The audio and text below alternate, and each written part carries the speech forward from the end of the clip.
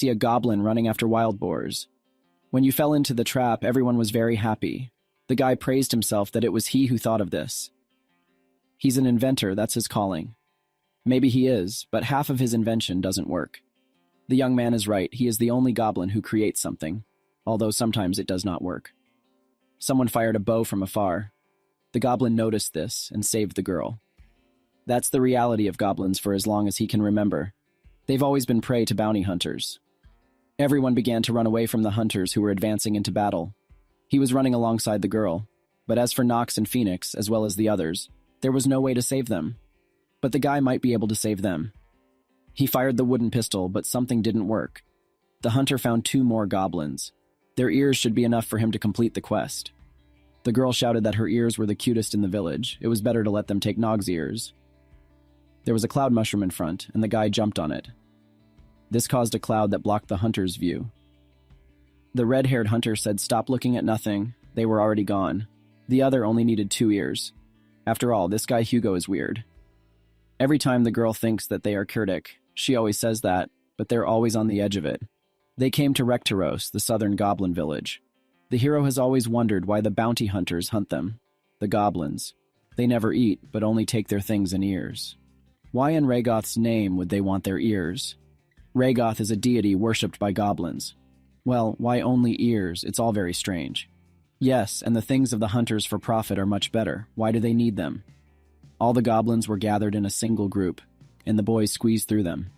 The elder was announcing that this was the 7th attack of the bounty hunters in a week. It is obvious that they have become more likely to attack them. Goblin turned to the girl. He was sorry for the loss of her brother. She wondered if he hadn't died today. Either it was Kraz, but didn't it die last week, or was it gas?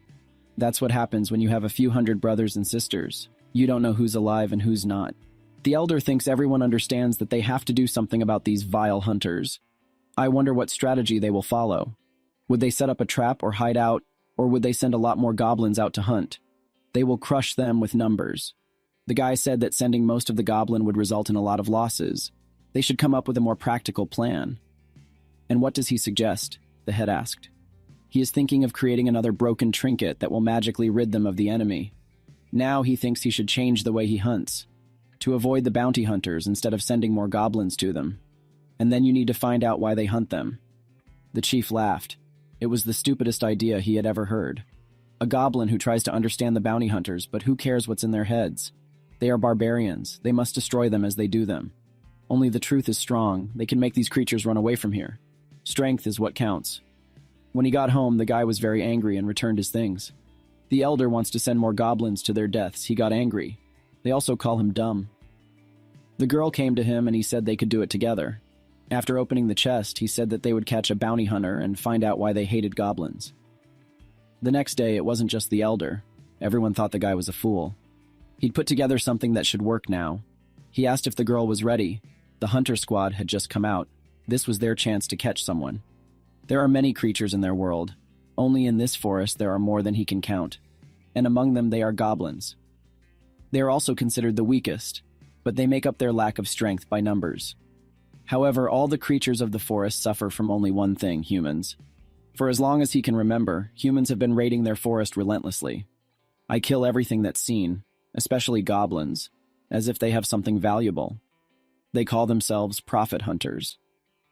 I wonder how long this is going to go on, mindlessly killing each other. Is it really forever? The girl was yelling at him. He was lost in his thoughts. She asked why they were here. Everyone is fighting the bounty hunters in the middle of the forest. So wouldn't they have a better chance of catching someone if they were closer to the epicenter of the battle? Of course, yes, but then they have a better chance of dying, as they did yesterday. She doesn't want to. The most powerful bounty hunters are probably fighting in the middle of the forest right now. But if the guy was a weak hunter, he would have separated from the others and searched the area away from the battle, looking for lonely wandering monsters.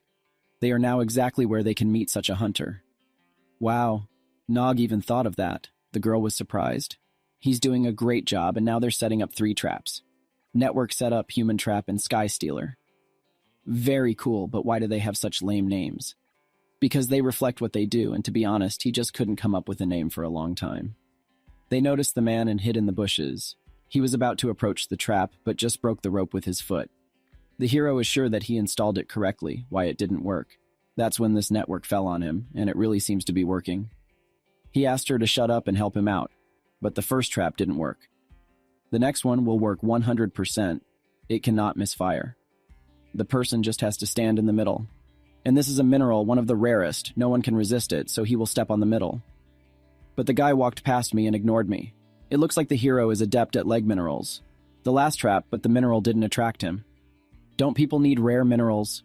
This mineral and goblin you don't need. Why not try to put this? She showed the goblin doll. Well, who needs it? The girl made it herself, and then the knife hunters always take their stuff, so it's the perfect bait. The man heard something, but he just saw a stupid piece of cloth. Goblin cloth. This is perfect for his daily quest. The guys cut the rope with an axe and managed to get a man. He was hanging upside down. There were goblins in front of him. Could it be them? The boys said hello to Mr. Knife Hunter. Don't worry, if he cooperates with them, they'll let him go. He was caught by goblins. But first, the guys have a few questions for him. Why do they hate goblins so much? They hunt them all day to get their teeth, and they also take their belongings. Goblin ears, hair, fingers, and even teeth.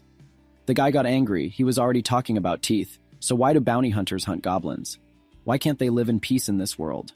Czech said they were stupid goblins who wouldn't understand anyway. If the human does not want to answer, then it is pointless to let him live. The hero thinks he should die. He believes that such threats will intimidate a person, but when he took out an axe, the person screamed. It cut the rope and sent the man flying down into the pit. There were sharp spikes at the bottom. Why did the girl cut the rope? He said it was time for him to die. And even gave a signal with his hand. He just wanted to scare the person. And they were not caught by any hand forces. So they killed him? No, this girl had killed him. He should get him out of there, she said.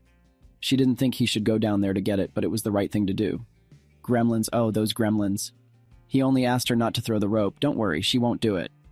A cute creature flew up to him. He was afraid and pushed the ghost away, but it moved right into his heart. She didn't know what he was talking about. Why did he get up when he didn't even get to the end?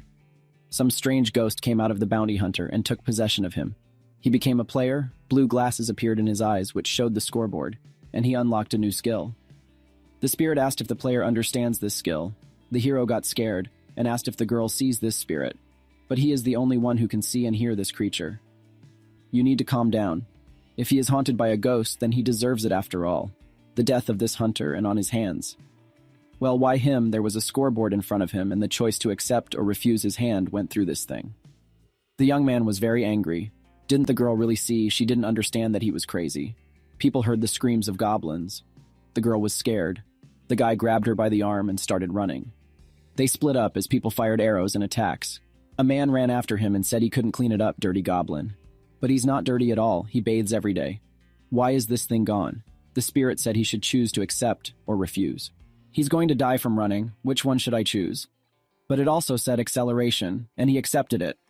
Got the first level acceleration skill. The guy launched an attack on a tree. If it falls, it will block the path of the hero. He does not want to die like this. Wasn't he going to find out why bounty hunters hated goblins? Didn't you want to bring peace to the goblins and become great, like Goblin Thunder? He pulled away and activated the acceleration skill. The guy was surprised how he was able to teleport, even though it was this ghost's doing. He helped him activate acceleration to temporarily increase his speed. He has a lot to explain to the guy, and now it's better to run. When he reached the village, he saw the wounded and dead being mourned. It can't go on like this. He went up to Zoloff and asked if he had seen the girl. He was surprised that the boy was still alive, but he hadn't seen Gabble yet. The guy was very scared. Did something really happen to her? If he wants to find his girlfriend, he can use the Analyze skill. It turns out that he hears the guy's thoughts. Maybe he will stop following him after all. But this is the task of a ghost. He helps him. Analyzing the standard skill that all newbies have with it, he can find his girlfriend. The hero activated the skill and saw her among the crowd. The girl, when she saw him, burst into tears and ran to the meeting. She thought the hunters had caught him and he was dead. She took him in her arms and held him for a long time. He threatened the spirit with a knife that it must tell him everything it knew, or he would gut it like a fish. The girl did not understand what he was doing, because she did not see the spirit, but he told her that he simply could not be seen, but that the sign of hunters was following him. This means that he helped him escape from there. What kind of nonsense is he saying? Did he smell a sweet mushroom spore? The spirit will be happy to answer any question about the system, but it's pointless to threaten it. It can't die. When the hero began to explore the system, he realized that at last what is called this system, he turns out to be a user of the system, and the spirit's name is Pip. The guy thought it would be so easy, but Pip really answered all his questions. The entry level in the system is the first, and these statistics reflect its characteristics. If he gains enough experience, he will raise his level and be able to upgrade his stats and skills. But does he think it's all too good to be true? It was said that he only has 2 power points, but why is Gabble 6 times bigger? Because she's so much stronger than the guy, the spirit replied. He asked him if he was out of a money hunter. Does it turn out that I inherited its characteristics? No, all the system parameters are reset when he moves to a new player. It turns out that he's really so weak. How did that hunter get this system? Why does it even exist? Who created it? If all humans have it, that's why the bounty hunters are so strong. Why do they hate goblins so much? He needs more answers. Pip proved that this system is very powerful. It can change everything. He will find out why the hunters are killing them and what the system really is. He told the girl that he had a crazy idea. He suggested that they become money hunters. They found clothes and masks that no one would recognize them in. Besides, all these things once belonged to real hunters, so it won't raise suspicion. But she didn't think they had accumulated so many hunter items. The main thing is that this is probably the best disguise. She herself has seen how ridiculous they look in other clothes. They don't have enough power points to wear the outfit they've tried before. If so, now they need the right weapon, because the hunters for profit are always well armed. She offered huge gloves. She likes them. Is she going to fight them? She always had a heavy punch in hand-to-hand combat. What weapon should the guy choose? Maybe use the new skill that Pip mentioned. He activated for analysis. It seems that he only has enough power for a dagger, and he always imagined himself with a huge weapon. At the moment, the guy does not have enough strength for a larger weapon. He needs to increase his level to level up the characteristics. He can save his dagger in the inventory. Just by touching the item he needed and mentally saying store. It disappeared from the guy's hands. The dagger is now stored in his inventory. To view inventory, you just need to mentally say inventory. A similar system is really very useful. She didn't understand what he was doing there with his hands, but he said that the ghost had given him access to a powerful force called the system, so he was trying to learn more about it. The ghost asked me to stop calling him a ghost, and the guy will still blame it on the ghost, the girl asked. If she doesn't want to say what she's doing, then don't say it. Just don't make up ghost stories. They heard voices that sounded like they were hunters. They had to go to them. Isn't it obvious that they are now also hunters for profit? So they should do so. People were fighting off slugs, but there were too many of them. Where did they come from at all? The guy used the analysis skill. A honeyberry was crushed on the ground. These hunters tried to collect honeyberries, but they don't seem to know how to collect them properly. That's why they fell into the trap of slime and just loved these berries. The man could no longer be there, but he was like a tank for their team and needed. They won't be able to escape while being under so much attention from the slimes.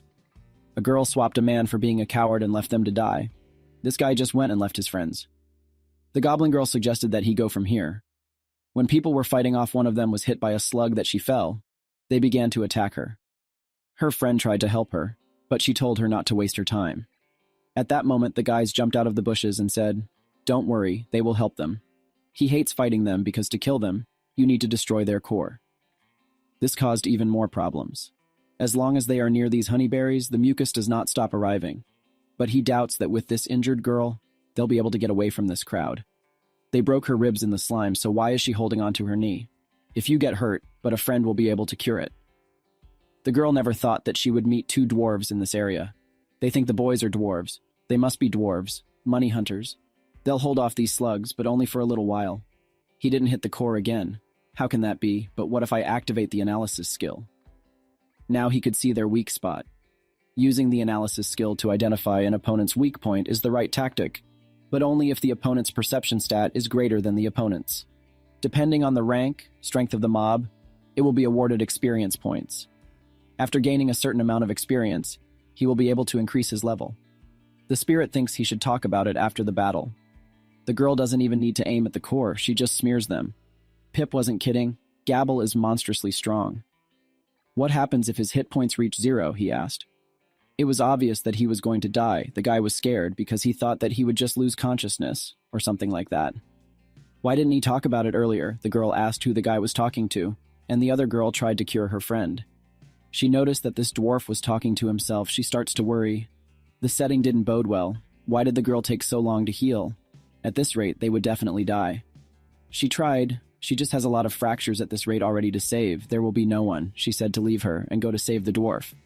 But the girl could not leave her. She promised Tyros that she would become a huntress. She would heal her friend, and they would get out of here together.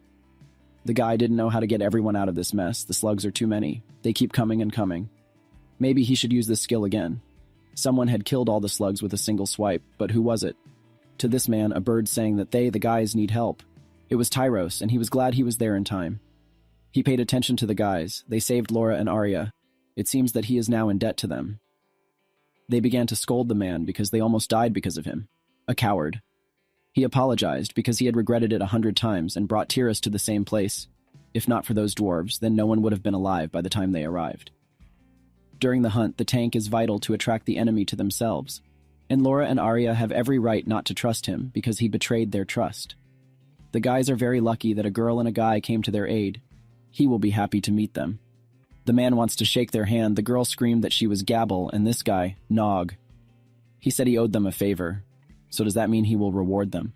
The guy asked her not to be so rude, but the young man liked her pressure. They're currently heading to their guild in Mirlos, which is not far from here. This is a human village, if they don't mind going with them. Then he thinks they can reward them for their hard work. They set off, Arya whining about being hungry. And don't worry, they're almost there. Tyrus killed them all in one fell swoop. The hero thought, is his sword really that special? He tried his analysis skill, but it wasn't high enough to see the characteristics of this sword. He needed more perception points to level it up. Defeating an enemy increases experience, which helps you level up. And leveling up gives you additional stat points that you can use to level up your skills. But to be precise, some skills level up by themselves if you use them often, which is why this system is so confusing. It turns out that he is very strong, since he can't see the characteristics of the sword, whether he will ever be able to reach this level. They reached the village. It was huge and advanced. There are clothing stores and weapons shops. Food. The guy understands that their eyes are running away now, but do not worry so much, in the guild they will be fed. It only took him a few moments of being in human civilization to realize how different they were. The girl asked if he was interested in this watch, and if so, she would buy it for him as a gift. He didn't understand what they were talking about. It was just the thing he was looking at in the store, even though it was the dwarves who invented the watch. It would be a stupid idea to give them to him, but they have a lot of them in a house, the hero replied. They have too many watches. Just last weekend, her great-grandfather Gnome gave her another watch. Since this is the case, they will think about what to give these guests. After all, they saved them. These knife hunters, you are not so bad. Some animal barked at them from the cage. They were scared. But why do these animals in cages pay more for some living rare animals than for dead ones? They are sent to the so-called Infinity Prison, ostensibly to subdue them before being sold to beast tamers. Or so the guy has heard. So they came their home, sweet home, guild, red crows. An old man was sitting at the table. He already thought that the guy would not come. Theros apologized to the head of the guild. It turned out that for today's hunt, they made 2 new friends. This is Nog and Gabble. They saved the girls from death. This is Sefer, the head of the guild, introduced to the guests by the guy. He promised them a reward for today's heroism, and he is certainly happy to hear that the girls are safe. Why are there so many people crowded there? The girl asked. Today there are tests for hunters. A novice hunter for profit can pass the test in any of the guild halls. After passing it, he will receive the appropriate rank and will be able to complete quests from the task board. The Red Crows always accept hunters who have passed the tests, so Arya was in their ranks. That's true, but they almost got sick from the trial, which is probably why their rank is so low. Wait, isn't this a great opportunity to become an official bounty hunter? The man went to get gold for the dwarves, but the dwarf stopped him by saying that he wanted to ask for another reward. He asked to let him and the girl take part in the test for hunters. So they want to be money hunters, Tyros whispered to him, giving him a great idea. As a reward for saving their girls, the guy is ready to conduct a special test for the 2 of them. It's much faster than usual, and it will require less paperwork. Their challenge will be to hold out for 1 minute against the strongest guild member, Tyros Talon. If any of them hold out for a minute against him, then they will take them to the Red Gate. The guy received a task. This is a mission issued by the system. For completing the task, you can get a special reward. Reward, if they pass this test, then he will know what will happen when you level up. The guy agreed to such an offer. They got into the ring, girl. It was only necessary to hold out for a minute. A minute-long confrontation between Tyros and Gabble began. That's what I was surprised at, boy. No one has ever seen dwarves move like that. It's very strange. She pulled the guy back. What does this dwarf eat? If only some of her food, said the watchers. Girl, you know how to hold a punch. The hero was very scared, but she just lost consciousness. Now it was a 1-minute standoff between Tyros and Nog. The guy only needed 10 seconds to beat Gabble. He had to survive. No, he had to win. He used acceleration. It wasn't enough for him. He needed to go faster. None of the guys could actually see him because of the speed. Why can't he beat the guy? He doesn't understand. Has he adapted to his speed? The boy grabbed him by the mask, slid onto Thoth. The young man said to show him more tricks that he had hidden up his sleeve. What else can he do against Tyros? Is this really his limit? He promised the girl that they would become fortune hunters, and this is their best chance. If he reached his limit, then just overcome it. It means that the hero still has trump cards, but he became even faster. It can't be. Before that, he was not fighting at full strength. Tyros dodged the blow. But why can't the hero break through Tyros' defenses? He has enough mana to use acceleration again. He has become faster. So why doesn't it turn out how strong Tyros is? The guy decided to take the hero more seriously. He should. The guy threw it away and thought that this was the end, but not at all. The goblin is able to continue. The girl tried to stop him. He does not need to make such sacrifices. It was something. He was still conscious. Tyros was surprised, but a man stopped him. 1 minute and 10 seconds passed. Nog passed the test. The girl did not understand how her friend was able to withstand this blow. Just the guy hit him with the flat side of the ball. Tyros held out his hand to him, and he fought with dignity, and he can say with confidence that he will make an excellent hunter of profit. Welcome to Red Crows, he said. The level was raised. They were given hunter cards. The girl wanted a non-gray green one, but he told her not to pick on it. They probably don't know anything about bounty hunters, do they? After the challenge, they allowed them to touch the altar of their guild, thereby linking them to the hunter cards. The color of the card shows the hunter's class. A green card means that the bounty hunter is F class, but a gray card means no class. That is the lowest level of the hierarchy. The hunter can raise their class by completing tasks and earn points by gaining the required number of points. They will raise their class. This board contains tasks assigned to the Red Crows Guild. After completing the tasks, you must come to the reception and hand in your card, after which they will be awarded a certain number of points. It turns out that the girl doesn't know if she even heard what Tyros was talking about. If she wants to get a green card, then she should complete several tasks. However, he recommends that they first assemble a group before setting off for safety reasons. The usual task is performed in a group of 5 people. Similar tasks are also divided into classes. There is a task to collect goblin ears. Is this why they hunt them? The customer of all this was Quara. You probably need to find this Quara and ask him. They've come to see what the rewards are for this quest, Great Thunder. This is a goblin hero. He's wanted. Are they really willing to pay that much to kill him? A whole billion. For an S-class quest with the condition that they bring the Thunder Goblin's head. The guy thinks that this task is too difficult for them. It's better to start with something easier. And how they look at the fact that he joined them in their first task, purely for their peace of mind. A girl ran up to Gabble. She watched her closely during the duel. She showed that they were not real dwarves, didn't she? What is she talking about? Laura is talking about how trained dwarves look at them. They don't even have any products. They look like noobs. It will disgrace the guild. How can they call them stupid? Not stupid, but noobs. This is what they call new money hunters. She gave them a picture with potions. This is the least she can thank them for saving. He looked at the potion through analysis. Just drinking this can heal you. It's just incredible. He read it correctly. It's made from herbs and monster parts. The girl got this for them. These are 2 leather bags from the guild storage, so they can put the potion here.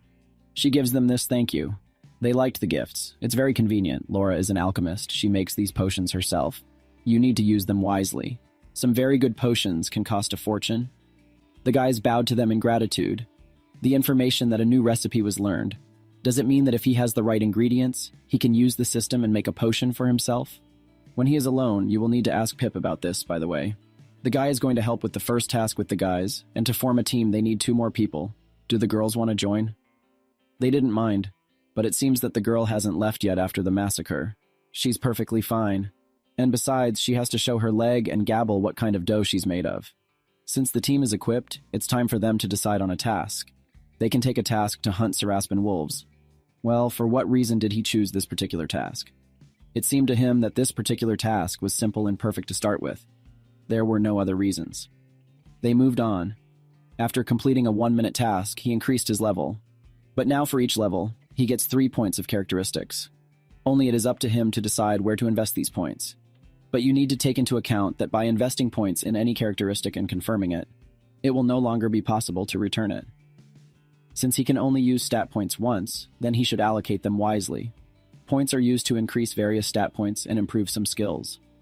It seems that his high stats affect the way he moves and thinks, and he will also need more experience for the next level, which means that the more advanced he gets, the rarer the stats points become. Well, why everything is so difficult, do not worry. Increasing the level is not the only way to improve his characteristics. Some characteristics can be improved naturally if he, of course, tries hard. Naturally, it's much more difficult than just using points, stats, and in addition, the higher the stats, the harder it is to raise it naturally. But its strength is so small that it's sure to quickly raise it naturally. The spirit laughed. It should be noted that the guy begins to develop a certain attitude to the spirit. If everything is so, then why would he? The young man did not have time to finish. A huge man came out with a ball on his back. The hero was in a daze as the best goblin hunter was standing in front of him. It was amazing. He and the team were talking about how they beat stupid goblins. He was killing them for fun. The guy ran away. No one understood what was going on. But he was just starting to think that money hunters weren't so bad. And then he was a better goblin slayer. Why is he bragging about it? That's why he's here, to find out why these people are hunting goblins. The guys came up to him and asked, "Is everything all right?" Otherwise, he ran away abruptly. Everything was fine. He just felt sick for a second. He must have eaten something wrong. If he's not feeling well, they can postpone the task. He said it's all right. He wants to do this task with them. He's perfectly fine, honestly. Since he says so, then they set off. And in the forest, the guy started telling them that these wolves are like slime walking in packs. But don't underestimate them. They are quite strong, and their skin is very thick, so be careful. But I didn't want to listen to him and ran ahead. This is only an E-class task. The wolves noticed her, but it seems like Arya is ready for a fight. She used the wind current, thus killing several wolves at once. She is quite fast. It was impressive, the girl boasted to the guy. These wolves are so weak, now he will deal with the rest. But the girl continued the battle, and when you should not go alone, why did they gather a group then? The girl's weapon was cut in half and began to attack her. Then the goblins came to the rescue again, but he did not deal a strong enough blow to finish the wolf. Together the guys coped and saved the girl again. With the dagger that the hero now has, he can't break through the thick skin of wolves. He met all these powerful hunters. He realized more than ever that he doesn't have time. He wants to protect Gabble and everyone else. He needs to become stronger and use everything he has for this right now. His points were distributed. He stepped into the fight and killed several wolves at once. How could he cut through their hides so easily? Was he stronger than Tyros had thought before? He's dealt with the wolves, he just needs to level up.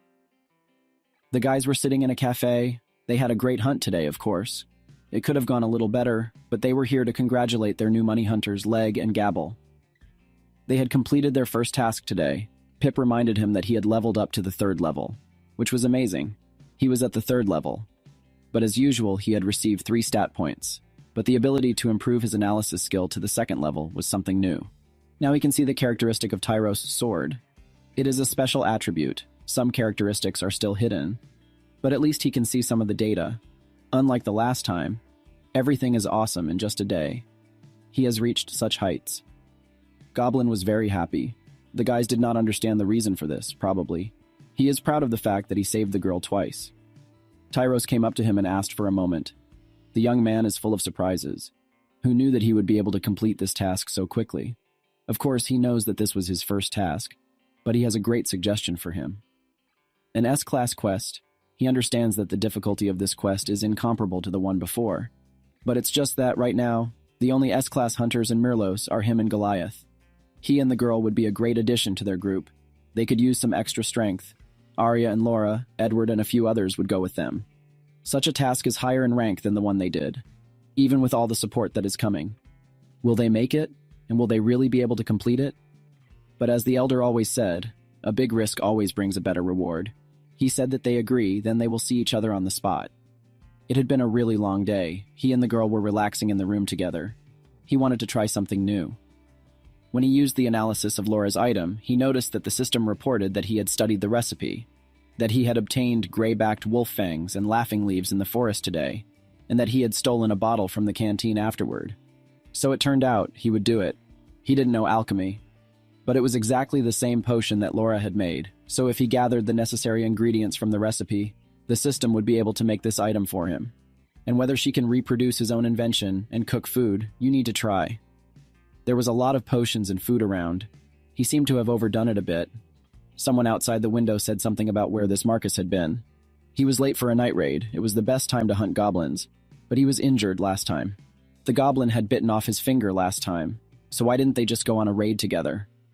Nog came out to join them. They wouldn't mind if he joined the raid. He would really like to hunt goblins with them.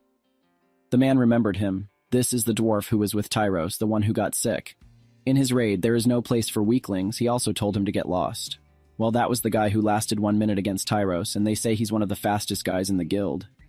Besides, they still need someone else to hunt, so why not take him? Well, if he's going to hold them back, she'll leave him there to die, and now they're off to kill some goblins. The guys told him to hurry up and keep up. The man thinks that there will be an ideal place for bait. Bait for goblins. These are sweets. Treasures. Do they know that goblins are attracted to the sweet smell and can't stand in front of treasures? Their sweet smell lures goblins. Their glittering treasures lure them out into the open, and these hunters know their business. The hero said that the man seems to look strong. Why does he hunt goblins, and not more rare monsters? Everything is very simple, very easy to kill them. And for their body parts, they pay decent money in the market, and then they multiply like cockroaches, and there are countless of them. And also because goblins are ugly and dirty, stupid, and even while killing, he hears their death cry and enjoys it. It turns out these hunters killing goblins for fun.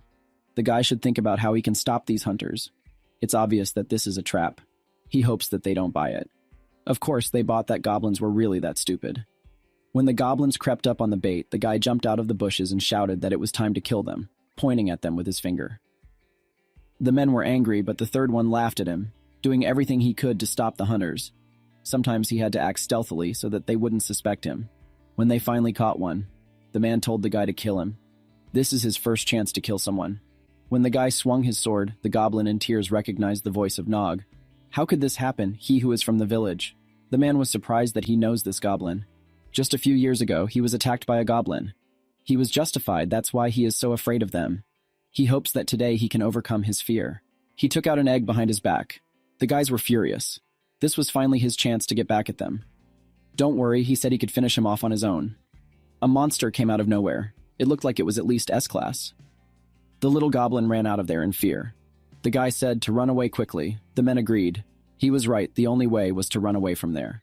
The little goblin recognized this egg. It belongs to the keeper of the forest. Since childhood, they are taught not to touch these eggs in any way. Nog knew this very well, but what does he do in the company of these hunters? But he was jumping through the trees. He's a monkey. How can he do this? The men ran as fast as they could. One of them fell. The main one said not to stop because there's no help for that.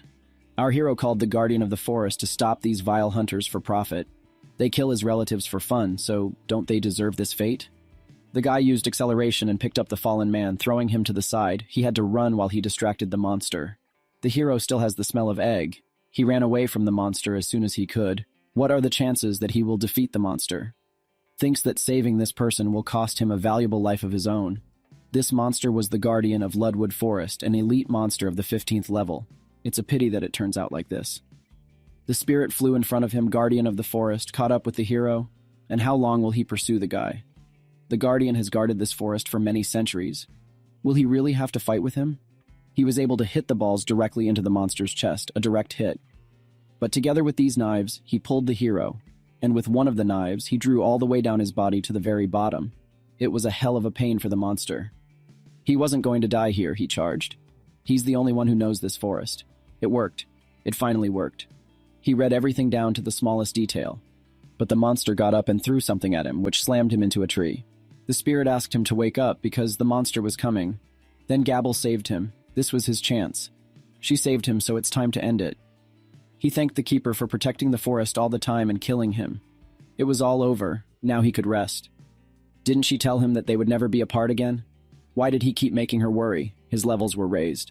In front of us is the southern goblin village. The goblin has finally woken up. He was asked not to be so scared anymore, so a blow was delivered directly to his face. However, as soon as he once again woke up, the girl said that she asked him not to do this, and she did not hit him very hard. Our main character even decided to check at what level is he now. But as soon as he did, he noticed that he was offered to learn the phantom skill, and also that he had reached level 6. He shouted about it because it was actually amazing news, and also could only mean that if he got so much leveling, then the guardian of the forest is actually dead. An old man came to their ward, who confirmed all this, but he was interested in what our hero was doing in the company of those murderers. Our protagonist wanted to justify himself, but the elder said that he didn't want any explanations, because posing as a bounty hunter is too much, because even though he saved the goblins, he caused an incredible stir. Of course, the goblin couldn't believe that the elder didn't know the truth. He started talking about how he had summoned the guardian to save them from the hunters, even though he had attacked all of them.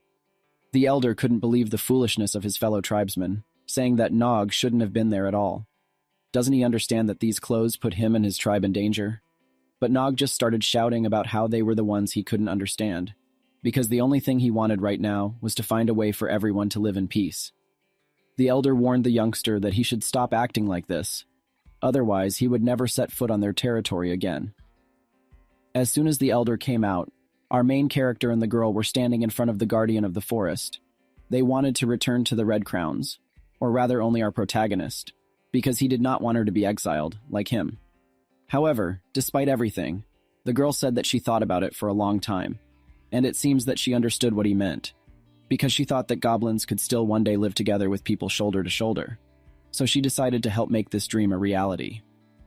By this point, we were once again joined by a group of people who were happy to be carrying the tale of a creature that had been given a huge reward.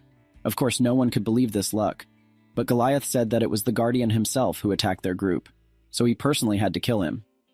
However, as soon as he said this, the boy said that he was leaving for the time being, because he still needed to wake up Nog and Gabble.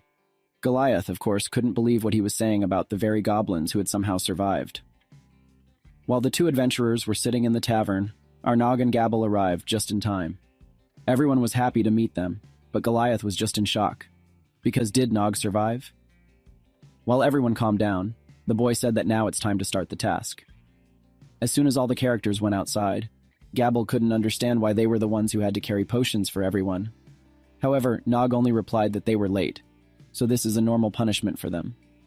As soon as the two of them arrived at a place called Quara's Potions, they saw a goblin kill sign on the door, which alerted them. As soon as they went inside, they were surrounded by a creepy atmosphere. But at the same time, Goliath appeared, who immediately made the saleswoman warm up.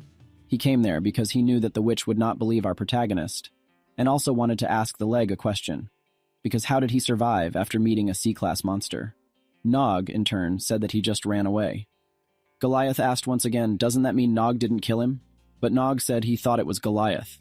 The witch had diluted the conversation by then, saying that their order was already ready.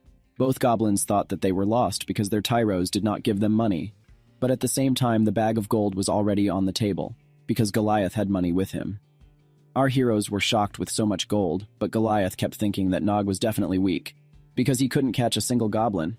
But his speed is something with something. While he was standing there, what was the witch's reprisal about potions that failed to use goblin blood?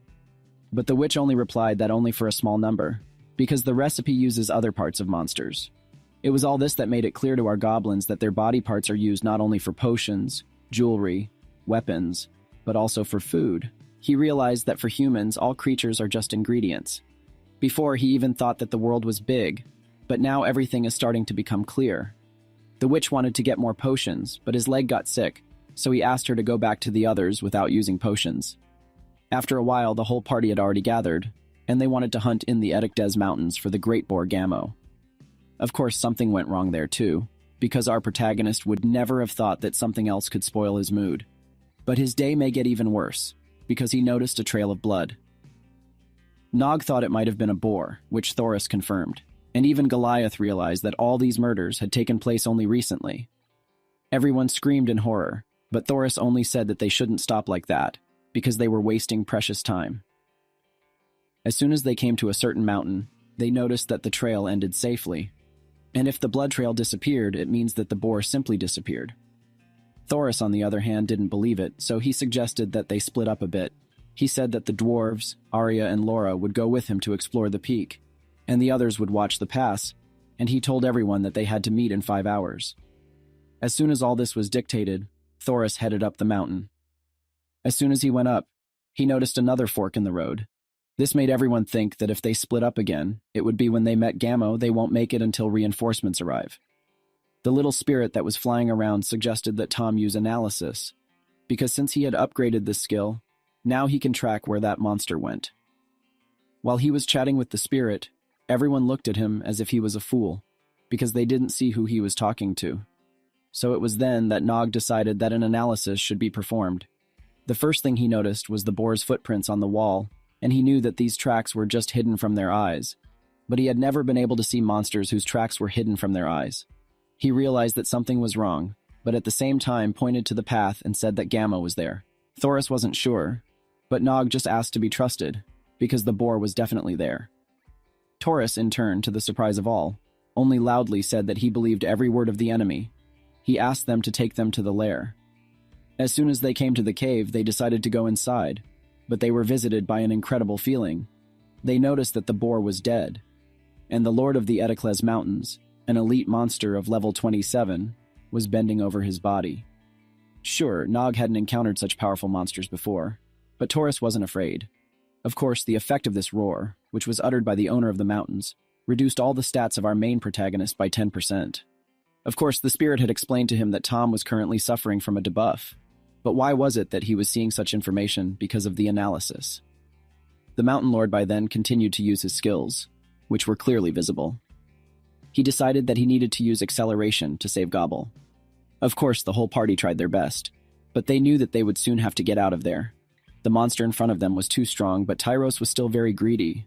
He didn't want to give up on fighting such a strong monster. He was saying that they were extremely lucky to have met Neg, and they couldn't let such a monster roam Karuga. Nog was about to say that it was dangerous again, but Tyros only said that he was looking for excuses again. The entire squad went into action, except for Nog and Gobble, who stood where they were while Tyros still continued his advance. He was about to say that it was time to start acting, but at the same moment he received a blow that sent him flying far away. They knew they wouldn't be able to do it now, but now Arya was flying into the fight and wanted to finish off the Mountain Lord. She tried to pierce his body, but he was too fast, and he wanted to crush the mercenary with his heel. Arya thought this was the end for her, but the elf girl cast a shield on her. The Lord of the Mountains continued his attacks on the shield, but Nog realized that he had to do something already. At this point, an incredible glow was rising from this cave, and Goliath thought that they should help and go there, because what kind of boar should there be to cause such a strong tremor of the earth? But by this point, both Elf and Arya were already passed out. Only Taurus was glad that he now had such a strong opponent, because even for him, it would be a shame to escape from a B-class monster. He understood that no matter how scared he was, or how strong the opponent was, but he had had enough of fighting weak monsters for rewards. He didn't care about the danger at all, because only in this way would he be able to become the strongest bounty hunter. He was talking about how he would kill that monster and become someone who would become famous across the continent. He gathered all his strength in his sword and headed to strike at the monster. His sword just glowed much brighter than usual, and his speed increased by several times. The latter constantly kept the Mountain Lord busy, so he was even able to perform his signature skill, Smoldering Phoenix.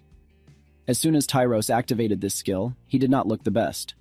Apparently, he was already very tired, but not the Lord of the Mountains, because he did not even feel any discomfort after this attack.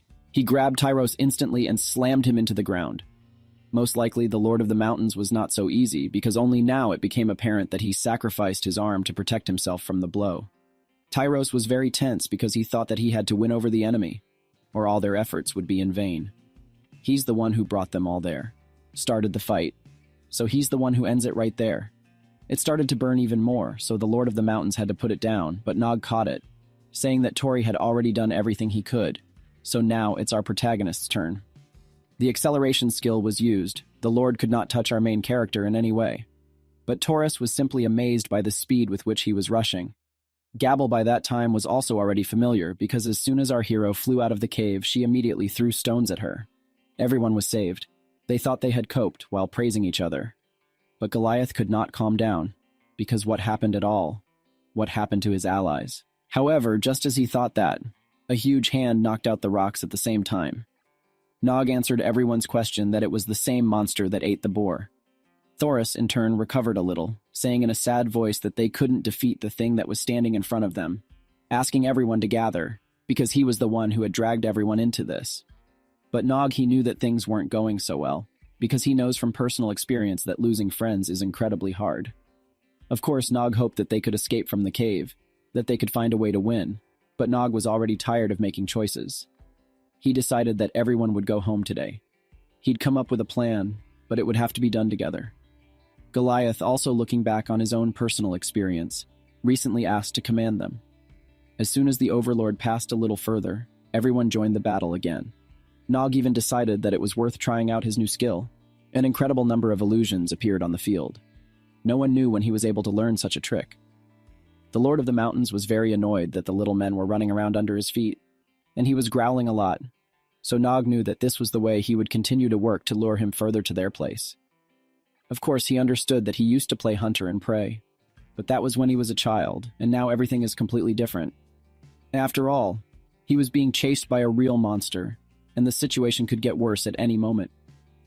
Goliath noticed that the Lord of the Mountains jumped for the leg, but this time our protagonist had a plan in store, or rather a cat hook, with which he was able to once again dodge the blow of the Lord of the Mountains.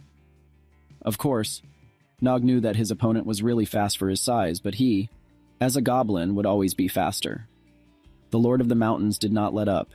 He continues his pursuit of our hero, and the whole squad of Thoris could not believe what they saw, because they had never seen such a clever hunter for profit before. They even thought it was a playground for them. While Nog was flying and having fun with the Overlord, Tho gave the signal that signaled the beginning of their plan. As soon as the Lord wanted to grab the goblin, a lot of stones flew out at it, and it just started falling down. Everyone was happy about it because they had succeeded, but only Thoris knew that it was too early to be happy. But our protagonist was also ready for this, and in order to get a level, he must deliver the last blow. Sure enough, Nog asked Pip to pump all of his agility points, so his acceleration went up to level 3, and he was like a bolt of lightning coming from the sky. With incredible speed, he simply ran up to the Mountain Lord and then completely cut off his head. Goliath noticed all this, but what surprised him most was what had happened to his leg. The mask fell off. Gobble was terrified, but many people said that no one was able to keep up with this speed. Tyros also said that Nog continued to surprise him with his abilities, as if the development of our protagonist is simply incredible. Of course, after this task, the level of our hero rose to level 10, and a new skill, Merciless Robber, was also obtained. He came to his guys, who were celebrating their victory, and couldn't understand how he even survived falling from such a height. Nog said that was a question for him too, so he was immediately bombarded with his own stupid questions. He asked everyone to calm down, because he had never even been the center of attention before. Taurus, in turn, was very upset because he considered himself irresponsible, but Nog was the only one who could think straight even in the face of that monster. Of course, Taurus still wanted to be the best bait hunter, but the best one would never put his group to death. He would fight to the end, and he would also ensure victory. What does Taurus even need to do to become like our hero? By that time, it was evening, and Gobble and our main character were all talking about getting the hunter's approval, but when did our main character get all worked up about it? Nog said he told Gobble that the ghost was helping him. Pip, in turn, was upset, because he wasn't a ghost, and Gobble said that they had come up with this whole idea in order to understand why bounty hunters kill goblins. But it seems that Leg is only interested in showing off in front of people to become stronger. She realized that they are cute as long as they appreciate him. This is how they differ from the inhabitants of Rektoros. All the memories of his village flashed before our protagonist's eyes, and Gobble had already said that if all the hunters found out who they really were, they would kill them, just like any monster. Gobble took off her mask, but Nog reacted violently. Gobble in turn said that she asks very strongly not to forget who they are, because the more time Gobble spends with them, the more he thinks that everything is possible. However, by this point, Nog was smiling broadly. He was talking about how the hunters, as well as the goblins, were definitely able to become friends. Gobble was smiling, and she gave her friend a nice slap, and told him not to forget what she had told him, and that he was always stubborn. By that time, we can see that someone was watching them. Someone definitely heard their conversation. Of course, as soon as the legs are small, when he moved away from Gobble, he was very happy, because he got an incredible amount of experience from that very monster. But the most important thing was that he got the Phantom skill. Of course, Pip said that he received not only it, but also a Merciless Robber, which allowed you to temporarily transfer points of characteristics to an object or feeling. Pip said that this skill should be used wisely, but our protagonist was definitely not listening to him anymore. He immediately activated this skill on the stone, to which he transferred 10 dexterity points. As soon as he did that, he would remember that he had wanted to become stronger from that day on, and they were lucky to have survived the battle with the troll, because it usually takes 50 goblins to kill one such troll. But if he had been stronger then nothing would have happened. He just shouted that he wanted to get stronger, but Pip only said that he needed more training. Of course, after a while we realized that the news of the Red Raven's victory over the mountain troll has spread quickly. This was the first time that the bounty hunters from Mirlos had killed a B-class monster, so they started receiving other tasks after that. And they were even able to take their eyes off the goblins of the Rector's Forest. Because it was these bounty hunters who saw how fast the mountain troll was growing, and they constantly felt anxious and needed to get stronger. But of course, Nog still couldn't believe that he would ever enjoy this job. When 2 months had already passed, Nog was lying down with Gabble and discussing how they liked everything. But at the same time they were shouted out, they said that the head of the guild called everyone, and in general they need to get together as soon as possible. A second later, when everyone was ready, the squad started on their way. As soon as they met with the head, he began to say that the Red Crows rose very high in the guild rankings, because from the very beginning of their work, everyone worked hard. Their efforts were seen. At the same time, an old man spoke up and told them that they had come to them from the kingdom of Cromor on behalf of the king to find experienced mercenaries. Behind him was an A-class hunter, Hale, as well as Dorian. Everyone was beginning to be surprised by such a sudden appearance, but I was even more surprised that they were looking for mercenaries for tasks of such a high rank. Tyros was very enthusiastic, so the old man noticed this and told everyone who wanted to participate to step forward. Absolutely, the entire Red Raven squad had a strange range of emotions. It was night now, and Gobble was saying that she didn't want to serve the human empire. But Nog was just asking him to understand too, because this was a chance to see the world and a good chance to become more powerful. Gobble was still shouting that they didn't owe people anything, and tearfully told them that Nog had changed and was only thinking of getting stronger. Nog pushed her hand away, saying that there was nothing wrong with it, because they would be able to protect all the goblins. Gobble in turn, she simply couldn't hold on. She couldn't believe that Nog was ready to die on this mission. What would she have to do then? We understand that Gabble was always with our hero. She always fought alongside, even without knowing about Pip in the system, just because she trusted him. But then she said that this was their last task together, after which she would go home. Now we see that each of our heroes is already flying on a ship over the capital. Everyone is fascinated by this picture. And Goliath encouraged everyone, because he also liked it very much. He even wanted to argue with Taurus and fight, which was watched by all the remaining members of the squad. Everyone was laughing at them, so they decided to go to the building itself. Next, we can see that our protagonist and his team entered the building of the Sapphire Dragons. He used the Analyze skill and noticed that all the lower class to A-rank mercenaries were gathered inside this building. It was only possible to tell from one weapon at all. It was at this moment that Rayun, the SSS rank hero, came out. Everyone knew that only 10 people had this rank. Our main protagonist immediately lit up. He wanted to see the characteristics of this mercenary. But as soon as he tried, he noticed that he was denied access. He immediately turned to Pip but did not have time, because Rayun started shouting, saying that this task, where they will go, is incredibly dangerous, but warned that she would not tolerate compliance with her rules in the task. As soon as she explained this, she immediately moved on to the task, saying that the Orc civilization started looting villages, and in the past month, thousands of abducted residents were killed. The king ordered the mercenaries to deal with this threat. So after the first group of hunters failed to deal with it, then this task was assigned an A rank. She asked that if anyone thought they were worthless and incompetent, they would just have to leave. As soon as it turned sour, the same old man who was in the beginning came out. He was a strategist. Nog and Gabble discussed that they never got along with the orcs, because they definitely didn't have the best history with them. Nog knew this wasn't the time to be afraid. In front of us were the statuses of our main protagonist, where level 24 was written. All this was observed by Rayun, who had the same spirit as Nog. She wanted to pretend that she did not see anything. A few seconds later, the city of Udamore, the city of the orcs, appeared in front of us. Nog thought it reminded him of storming his city, but then he said that they needed this task because orcs are cruel monsters. Of course, Nog was immediately approached by Taurus, who asked him not to worry because Nog was always good at fighting monsters. He said that he was inspired by him all their time together, and then handed him a certain box, saying that this equipment would help him, because our hero's fighting style is assassin. There was a small hammer in there, so Taurus said he hoped Tom would be comfortable using it since today was definitely a dangerous mission, so he thought it would be a good idea to make such a gift. Nog started to roar behind his mask at the same time, as he believed that his plan to make the goblins and humans friends was getting closer and closer. So instead of saying anything, Nog just hugged Tyros and said thank you so much. But Tyros only said that he needed to give thanks after the mission. Many ships were already hovering over the city, and the task commander asked everyone to prepare for landing. Of course, there were several groups to attack, all of them trying to eliminate as many orcs as possible. One squad was Assault, Squad A, then there was a Rescue Squad, Squad B. Nog knew that the orcs had plenty of prisoners, and it wouldn't be difficult to find them all, but it was more like a massacre. While he was thinking about this, the hammer in his hand was knocked out by someone. The assault squad at this moment came face to face with quite strong orcs who were not afraid of them. They even noticed that one of them knocked down the airship with his hand. The hunter was about to burn the orc with his magic, but the orc just took and just dispelled the spell that was flying at him, which surprised the others very much.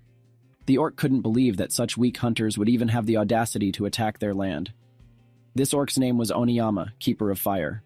At the same time, we can see that the two hunters were giants. Many strong orcs began to raise their daggers. Because they were the Onikuro shogunate, they had to protect themselves.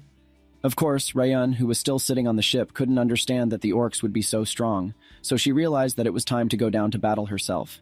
Her ice meteor skill was used, so all the orcs were watching for a special enemy flying towards them.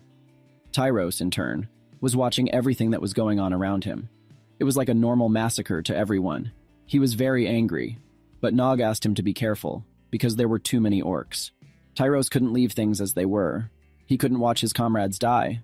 But Nog once again asked him to focus on the mission, because of course he knows how hard it is to watch and see your comrades being killed. Goliath knew that they wouldn't be able to save all the mercenaries, so he just suggested that we go along with the plan. Many people supported our protagonist, but Tyros was just furious, saying that no one understood anything. Just as Tyros released his shout, Rayun appeared, saying that they hadn't done anything for the mission yet.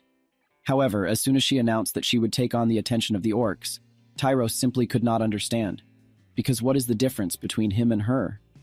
He asked her to wait for him, but Rayun only said that she wasn't going to do anything like that, and she immediately used the 4th level acceleration skill.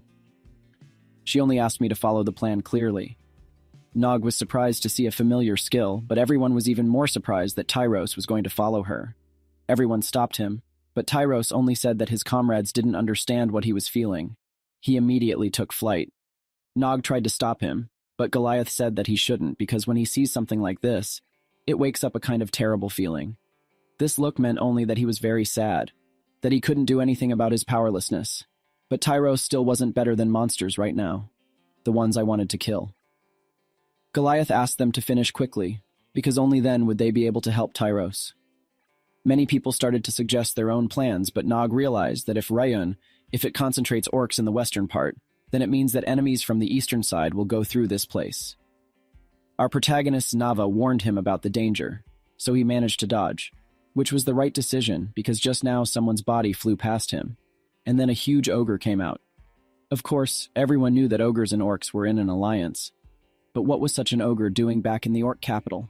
The holy warriors, Radzo and Kazo, Shlitnya level 35 greedy monsters, appeared in front of us. The first thing they wanted to do was clean up our goblins, because they also had masks. They tried to kill them in one hit. They even thought that they had succeeded, but as expected Ogiat, they didn't even get a scratch. Goliath, as soon as he saw the opportunity, just wanted to run away. The ogre couldn't believe that such people wanted to run away from them, such great monsters. But as soon as they entered the hangar, they saw some strange jokes under their feet. And of course, they were bombs that exploded. Many orcs thought it was some kind of magic, but Nog was horrified because the explosion came out a little stronger than the prototype, but the ogre was unharmed, so our protagonist had to appear in front of that enemy. The ogre thought that if he grabbed it, everything would be over, but Nog made it clear that he was definitely not alone in this mission. The ogre couldn't figure out where they came from, but everyone said they were there all the time. After a series of blows, the arm of one of the ogres was chopped off, and the head was most likely dead. The ogre was crying with loss and frustration. He wanted to kill Gubble, but no one would let him. So at the same time, Goliath and Gubble did a punch that threw the ogre out into the street. At the same time, the ogre tried to reach out to his brother, saying that he should wake up because they had already lost too much to greedy mercenaries. so they had to conquer the whole world together. The ogre activated some kind of spell, also turned on our goblins, saying that they should also die with dignity. Our Nog asked what it was all about, but Pip just said that someone was probably using the spell. The whole squad went up to the roof, where they watched this phenomenon, but only our hero decided to use the analysis, and then noticed the orc, which was the initiator of this show. The orc was also surprised that any hunter noticed him at all. It was Onikuro, the orc emperor, a top-level 58 monster. Leg's skills were constantly warning him of danger, because there was indeed a meteor coming at him. After a few seconds, we can mark that the leg was just being led along the ground somewhere. He knew that he had to get out, but Pipu said that he only survived because of his health reserve. Just then, Goliath appeared, slashing at the orcs and saying that they were no better than goblins. Nog immediately noticed that Goliath had found it, so they had no choice but to move on.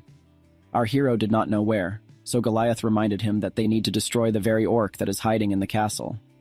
Everyone knew that the orc was probably the leader, so Goliath reached out to our protagonist and offered to finish him off together. Of course, we understood that they never got along with Goliath. His very presence made the blood boil. But still, the words that you cannot choose allies did not give rest to our protagonist, because against such powerful opponents, our character definitely needed help. They decided with a friendly gesture that it was time to go destroy the monsters. We can see Tyros standing next to Rayan, who couldn't understand what he was doing next to her. Tyros started to say that a lot of hunters might die, but Rayan just interrupted him and said that she wouldn't say that he was strong, because Group A didn't need support. He should have been with his group because that's what all the strength is. She explained that it was all about using your power to help others, not just fighting the enemy, which is what great hunters are all about. She hinted to him that he made the wrong choice, leaving 1,000 innocent residents to an incomprehensible fate. Those words startled Tyros, because what was he fighting for anyway? Had he made the wrong choice again? He knew that if the great hunters were different from the rest of us, then it was just that he didn't understand everything like that, which only meant that he wasn't as great as he thought. So he asked Rayun to clear the way for him at the same time, because she was right. He definitely shouldn't was located there. He realized that he was supposed to be with his friends. Rayun in turn was glad that he had a brain, but warned that after that he would not become a great hunter. She said that she would clear the road, but if he disobeyed her again, she would personally kill him. After this point, we can note that Gabble also woke up under the rubble. So what was Nog even thinking when he agreed to this task? But as soon as she looked around, she noticed that an orc was flying straight at her. She thought that all was lost, but she was immediately protected by Laura with her shield. The orc started hitting the shield further, thinking that it couldn't be stopped by such primitive magic. After saying that, the entire rescue team stepped on him. Laura asked Gabble to go rescue the prisoners because she learned a lot after that incident in the forest. She can no longer constantly run and ask for help, because it was Gabble and Nog who showed them what it means to be a mercenary. She expressed a huge thank you, so this time they will cope on their own. Gabble was also encouraged by these speeches and said she would return to them soon. As soon as Gabble left, the party continued to have fun and fight against the orc. They started taking potions because this time they were really serious. The orc was very angry with this behavior towards him, so he started using 4 of his swords at once. But we are transported to Gabble, who entered the place where people were imprisoned. As soon as she approached the cell, she noticed people asking to be released. She wanted to free everyone, but at the same moment the most important orc appeared. He noticed that the smell of Gabble was different from the others, but still struck. Gabble was still intact, which the orc noticed, so he tried a more powerful strike. This charge went straight to Gabble, and the only thing Gabble said before that was the name of our protagonist. Everyone thought something was wrong, everyone was worried, but we didn't have to worry, because Gabble had protected Tyros. The orc was not happy about this, because he realized that the enemy's specialty is also fire. Tyros asked where everyone else was, to which Gabble replied immediately. Tyros realized that he was going to have to finish off his opponent quickly, and he decided that it was time to show his best. He decided to act as quickly as possible. Gabble was also shocked by the speed of Tyros, who used his main skill, Phoenix Art. His skirmish with the orc was simply unverified. It seemed that the orc wasn't giving the orc a chance. The orc in turn began to talk about what he could only call a battle for the entire day. He could feel the flames in Tyros' heart. A strange aura began to cover the orc's entire body, but Tyros began to doubt his own strength, because he could not believe that the orc would survive such a blow. Gabble started to help, but another opponent appeared. She said that she was now her opponent. Tyros remembered their commander's words at the same time. He didn't believe that he could make her promise because in front of him was just a frightening aura and a hopeless situation, just like that time in the cave. He realized that he couldn't do this anymore because he was a hunter. He had to get better. The orc thought that this was all a joke, because just looking at it wouldn't be enough to defeat it, so he decided to check out Tyros' solution. He decided to compare their flames. Of course, Gabble also continued to fight, but she didn't succeed. Her opponent said that she liked to fight now, because before that everyone was looking at her as if the orc should feel sorry for them. But she just didn't want to do it, because it was the hunters who attacked their village. Gabble said she was sorry, but all Orc said was that she was trying to make them feel sorry for her again. Orc started saying that they didn't deserve to live. Gabble knew it reminded her of herself, but what was she doing now? She knew that now she doubted the whole idea, because would goblins and hunters be able to become friends? Of course, she thought it was possible, but she didn't think she wanted such a future. As soon as she thought about it, the orc simply tore off her mask with its punch. Gabble tried to adjust her mask, but the orc kept throwing punches at her, telling her that she didn't need Gabble's pity. However, Gabble began to say that she understood the orc. She understood the fear of bounty hunters.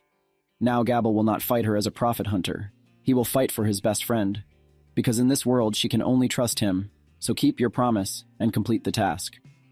Orc was a little excited by this information, because fighting for someone else only meant that Gabble had low self-esteem. The orc charged at Gabble, saying that the dwarves were the most pathetic race among hunters, but Gabble only said that her race had nothing to do with hunters. Gabble's punch, which was supposed to hit the orc, just missed, but the wall then began to crack at the seams. Gabble continued her onslaught, but the orc realized that Gabble's natural strength was simply not inherent in any of the races she thought of. It was more similar to their race. The orc started to say that the fact that the hunter was impersonating another race was even more stinging, so at the same time she struck another blow. Gabble flew far away, but the orc did not want to let her go. She said that warriors fight for what they believe in. They give their lives and souls for this goal.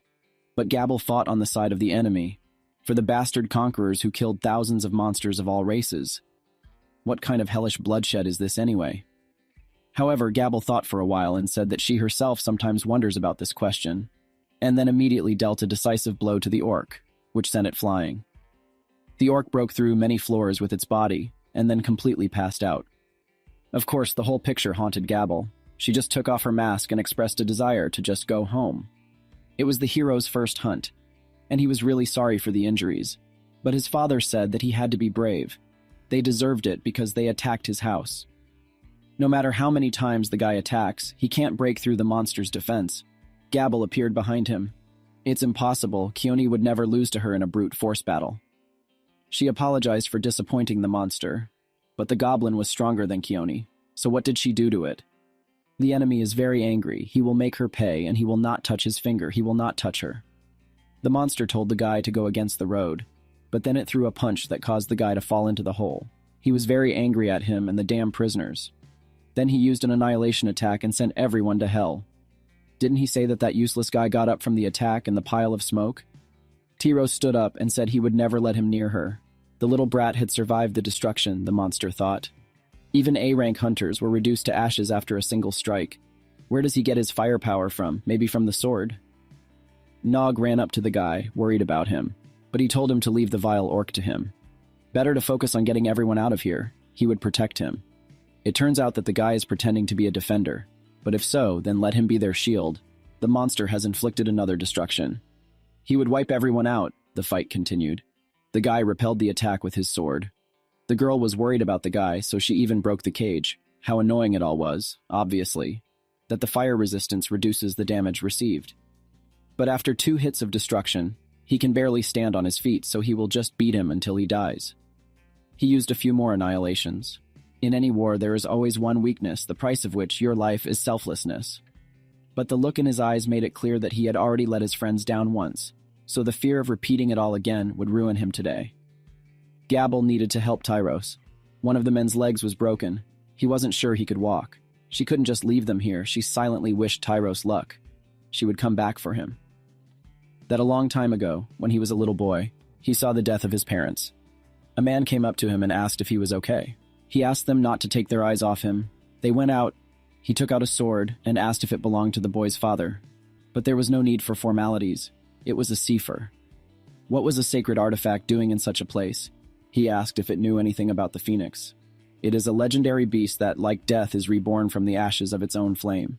Today, he was not protected to save his parents. Does this make the boy angry? Is he disappointed? Don't forget about this frustration and this anger. It's better to capture it. Take your father's weapon so that it will never happen again. In skilled hands, it is a really powerful sword. It scales according to the strength of its owner.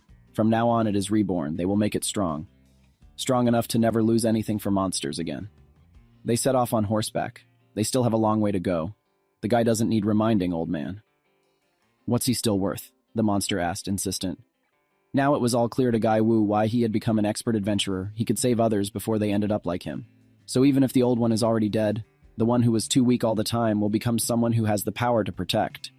If he really thinks that crying about his failures will make a difference, he still won't be able to protect anyone with this half-baked flame. A good friend who told him that they were tired of making the choice between saving themselves and their friends taught him how to do it, even when faced with the impossible.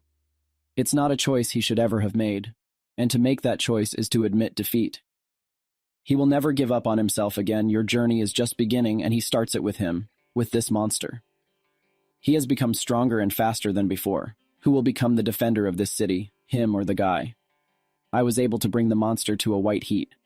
The monster tried to destroy the attack and threw the guy into the air. It was very painful. He is not strong enough. It was impossible even in the air. The guy still struggled, since he threw it into the sky. Used another attack, but the guy used flames to maneuver in the air. Definitely proved himself, and stood worthy of all the power that the monster has. She asked even more if the guy wanted him to have the power to prevent a repeat of what had happened. If he wanted him to have the power of defense. If he wanted to become the strongest adventurer in the world. He asked the phoenix to give him every last drop, so that he could destroy anyone on your way. The guy used a strong attack. The master was shocked for some reason, still does not give up. He just needs to die. The guy was very angry. He lost his temper. He used various attacks. There were clouds of fire in the air, after he struck, and the explosion covered the entire city. Everything around was ablaze with fire. He was able to defeat the monster by wounding it directly in the chest, and he could feel its determination. The way of a warrior is to die a good death. He is completely ready to risk his life. But now he is not ready to die. He wants to continue living for them, for his family. All he wanted was to protect. Gabble caught the tired guy. He asked if everyone had left in time. Of course, they did. He was very happy about it. The girl held the unconscious Tyros in her arms. Now he can rest. The girl couldn't get close to his sword. It was very hot. A power like this is probably on par with S-rank adventurers. The Phoenix Reborn art.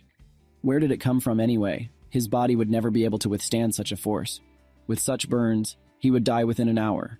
The girl had to find Laura before it was too late. Lori and the knight managed to defeat the monster. It was the strongest monster they've ever fought. But still, for some reason, today's victory feels different. She doesn't know why. After all, something is wrong with this invasion. Rylan said that these orcs killed thousands of people and robbed their homes. And really, these orcs are all evil. How many of them they robbed? The girl was indignant.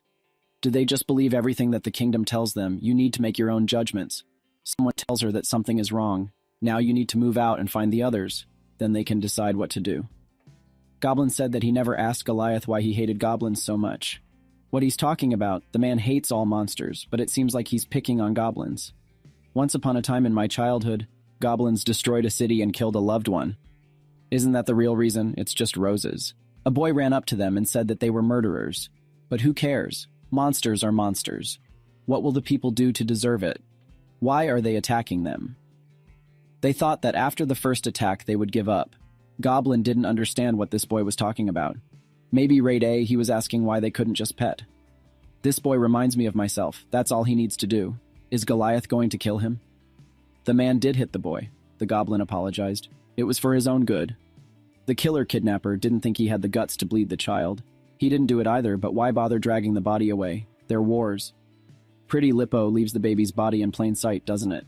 The man thinks he's a little bloodied. He doesn't deserve to die in a place like this, but he needs to stop this war now before anyone else gets hurt. They didn't come to the house, but where did all these fireballs come from? There was a monster at the exit of the house. Finally, they came. This is a traitorous goblin, he said. It looks like the Orc King is in this place. The man asked if the guy was ready. He was always ready. He asked Pip what this angle was.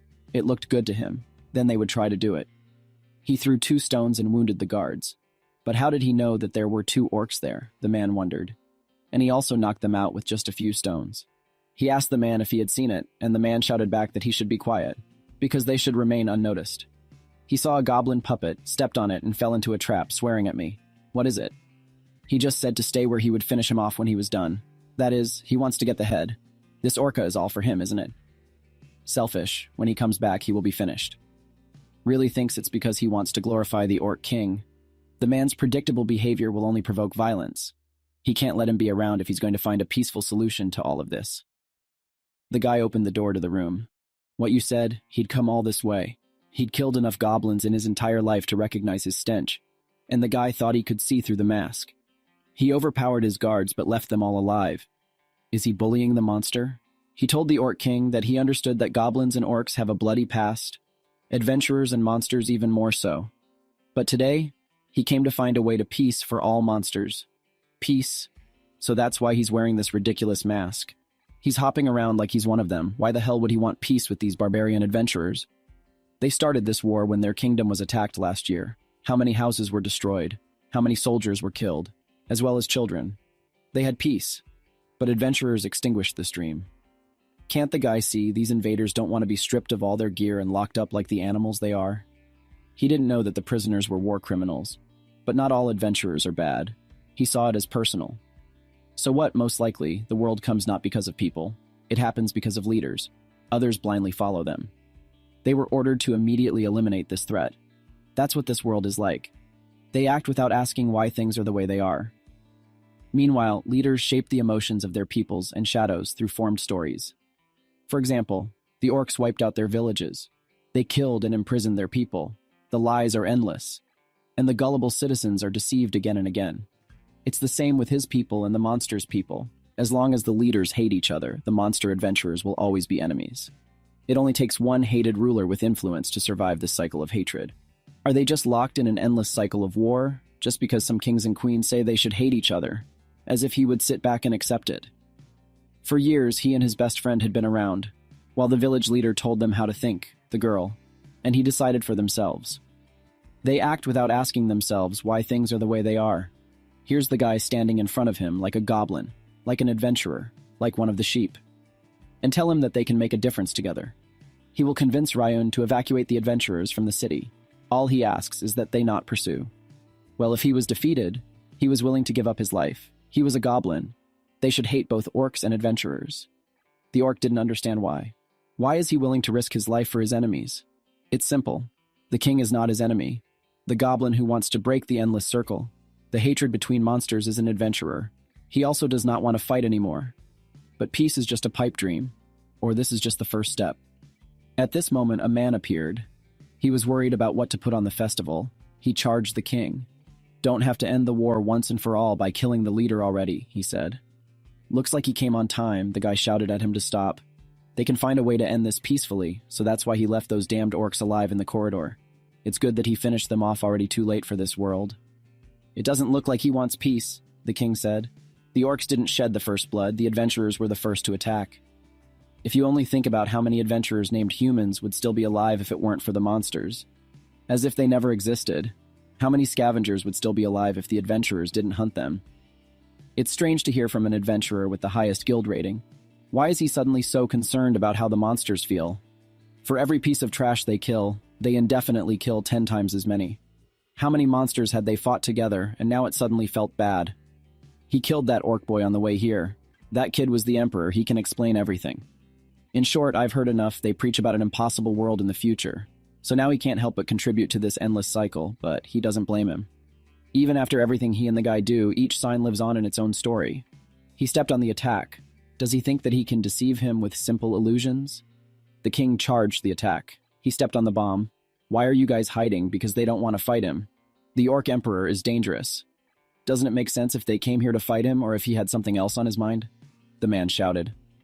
The guy tried to negotiate a peace deal. He screwed it up. It's war again, so he's not here to fight, so what the hell is he doing here? The man said to get out of his way to the guy. He doesn't have time to waste it on those with weak determination. Who should understand the adventurer? Is he or what? You must have a very high opinion of yourself. A great hero can bridge the gap between a monster adventurer, but heroes are not like them. This is the simple reality of this world. As the emperor, he sentences both of them to death. If he didn't come face to face with him, after this war, he made sure that their homeland suffered as much as the king said, his real home, so he should get out. Let him crush his silly dreams of peace and teach you a lesson about this world. But all he saw was a doll on the outside and a pile of rocks raining down on top of it. The guy asked to listen to the emperor. A true warrior doesn't bring mercy. He will die with honor. The hero can't do anything. Feel if he died. Before them was his village and a lot of goblins. What is it? That's impossible, so he asked if Pip was there, what was going on. He saw familiar guys and a girl. He asked what they were doing here. Where the orcs, Goliath. What was he saying to the campaign? He was sniffing those sweet cloud mushrooms again. They had driven the orcs out of the forest years ago, and besides, who was Goliath? The elder said that we should not leave some offerings for the forest guardian today, and he has some mead. Is this the peace he's always wanted? A world where adventurers don't hunt them. Such a life he now lives in the village. A strange feeling to live freely and not worry about anything. Such a life is beautiful. He's going to check if there are any new mushrooms growing around the lake, and he should call out if he finds any berries, the girl told him. He saw a dark silhouette in the bushes, who asked him to tell him what he saw. He said that the water should be looked at more carefully, that he feels it was calm here. How long do you think this serenity will last? He asked. Well, how does this man know him? He hoped it would last forever. The man took off his hood. It turned out to be the best goblin thunder. He has freed the northern goblin nations and is capable of putting up something against triple S rank adventurers, although he looks a bit younger compared to his poster. He said the man sees acceptance, the concept of what adventurers have been doing to them for centuries, growing their limbs and organs for their own needs. Even if they made peace with the allied races, how can they forgive them for everything they did? Isn't it part of him who wants revenge? Corpses appeared in the middle of the lake. This is a natural relationship between monsters adventurers. They fill the graves with their bodies, and monsters, on the contrary, goblins. They kill their families, destroy their villages, and they're no different either, even if one of them decides to stop it, or even if they both die. Did he think they could forget everything? As long as there are adventurers and monsters, there will never be peace. Doesn't the hero understand that? To save their people, they must all be destroyed. They say that the only way to achieve peace is by completely destroying the adventurers. The best goblin knows. If forgiveness is another way to peace, he would like to try this way first, but forgiving after everything they've done should be much stronger than thunder. He woke up right where he was, both of them doomed to die. The king found the damn brat. It looks like Jer likes to take a nap. The man got angry. It looks like Goliath was protecting him. The guy needs to get up, but he swears by Ragoth that everything hurts. He said that the new Onikuro ray drained his mana faster. He thinks he still has some left. He broke out of his mirage after all. He was so stubborn. Was the peaceful dream he gave him insufficient? It wasn't so, it seems. How do you see it? Different roads to the world. Never mind, he can watch him destroy people, starting with this killer as he crushes his pathetic race, along with his fantasies of Hero's World. The youth used acceleration and injured the king. He spent the rest of his mana on such a puny blow. His appearance is as stupid as the king remembers it before. If he sees genocide only as his path to peace, then they have nothing more to talk about. Can't accept this amount of mana anymore. The guy can't use any of his abilities. How is he going to win then? The guy flew away on the rope like a bomb doll, and the stones were made not by a man, but by this goblin. And I used a smoke bomb. The base is trying to catch the monster off guard. But why does everything smell like gunpowder? He threw a match into all the smoke, and there was an explosion. Everyone would stop looking down on him. All that matters is power. He's too stupid to do anything that works. He's been told before, peace is impossible. The man is going to prove everyone wrong, and he will start with Onicuris. If he wants to fight him, you'll regret ever threatening him and his house. Where did all these contraptions come from? It should figure this out soon enough. Using all these platforms that it hasn't implemented, it can gain momentum and accelerate itself. It didn't matter what inventions he had or how fast he was. Pip told him that the shield was about to break. But the slug shields he made can regenerate, but not from such damage. If he remembers correctly, the destructive power of the supernova spreads over a wide radius, but only lasts for a short moment. If he can avoid this radius for the duration of its effect, he can find a loophole. Corallian didn't understand what was going on with the paper being restored in the second after he uses it. If he couldn't use his abilities, then he would just fend off the goblin's attack. After all, how strong could a goblin of his size be? The hero charged him on the head with a weapon. A simple goblin should not be so strong. The king was surprised. This is a hammer. The previous blow was completely different from this one. How could he lose to a goblin with a wounded king lying down and not have to do it again? He said. Why wouldn't the goblin just give up? The peace he seeks is impossible. His level was raised. He fulfilled the necessary requirements. The evolutionary path became available. Why did Goliath do this? The man didn't understand what was being said. The king was going to wring his neck. Didn't he save the boy's life? He should be grateful to the man. The guy thinks he doesn't want to be an adventurer. He thought he could make a difference. Maybe he took on more than he should have. He wants to go home. It looks like he's serious about going back to Rectoros. They think that they can do something else. He still believes that the adventurer's monsters can be friends, but he begins to doubt whether this is the right way to achieve peace, bearing in mind that they are invading the orcs. Of course, he did not kill anyone, and this invasion happened to him or without it. Anyway, he was just trying to help. He's not a bad guy at all, he explained Pip to him. He thanked him because he never thought that he would be the one who cheers him on, by the way. This system screen appeared after Goliath killed Anicaps. He must have gained experience for helping him win. But what does evolution mean? He has an idea, because his previous owner did not have such an opportunity, and he asked to be allowed to find the answer in the database. That is, he always had a database, according to which monsters that encounter certain conditions or reach a certain level are able to evolve. So that's why Thunder doesn't look like a goblin. It was huge. There are 3 ways of evolution available, but you only need to choose one.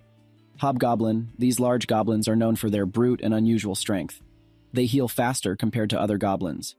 This makes them tougher opponents, and they also have great stamina, allowing them to fight for several days without the need for a gesture.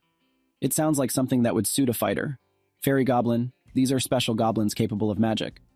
This evolution took place in the goblin villages, feeding on the forbidden fruit from the Tree of Life, which bestowed magical skill and traits inherent in the fairy.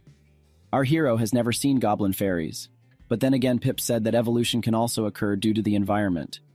Fairy goblins might not exist near rectors, after all. There are hundreds of goblin villages all over the continent. An evolution based on magic would definitely be powerful. Goblin Canary. This is super rare. Such goblins are incredible. Rare among the goblin race, they are known as goblin ghosts. This is due to their supernatural speed and adaptability to dark and mysterious places. Out of all those revolutions, this seems to be the best fit for his current fighting style, which is based on speed. But the transformation, he is not entirely clear what it does. He is not sure that this is the right choice. He must trust his intuition. The guy had evolved, but Pip hadn't said it would hurt that much. He hadn't told him he'd never heard of it before. He feels a little stronger, but his hands feel a little weird. A man approached him. All the orcs surrendered after he showed them the dead emperor. However, the red orcs would rather die than surrender. Some strange suicide ritual, he doesn't remember that. The rest will be delivered to the capital under escort within a week. He asked how everyone else was, and if Gabble was all right. He met with her, and she gave him the gist of the case, and everyone else is fine. Tyros almost died, but the girl got him to Laura just in time. Perhaps he will have some permanent scars, but he will live. This is a great relief for the hero. A man can't allow a guy to sulk after winning. He and the guy, the hero for destroying the emperor, he knows it. They ended this war before the new bloodshed began. The boy protected him, the man protected the boy. Now they're even. Right, Goblin, the man said. He knew it from the moment they met. There was something wrong with the guy. That disgusted look in his eyes, it hurt him to know how many of his town the man had killed. Couldn't believe that he didn't trust his intuition, that goblin in the forest. It was amazing that he knew him. The time when his mask came off after the battle was being built. The man realized that he wasn't crazy. He and the girl had been monsters all along. The ones he had dedicated his entire life to. The reason why he didn't kill him all this time was because he wanted to see his power up close. He wanted to see if it was really him. The one who defeated the Forest Guardian. Isn't this the perfect scenario? If he killed him here, he would be credited for killing Onokuro, as well as eliminating 2 goblin spies who had infiltrated the adventurers' ranks. But what was he going to do with the girl? She was staying for dessert. They needed to sort things out first. After everything they'd been through together, he was starting to wonder if maybe they could come to an understanding with each other. Should he try to convince him to stop if Goliath revealed their identities? He won't be the only one in trouble. He stepped on the attack for the sake of all the goblins. He needed to defeat him here. He wanted that too, to find out the relationship between the 2 of them. This evolution should have been faster, shouldn't it? The man was attacking, he's still alive, but he's just getting started.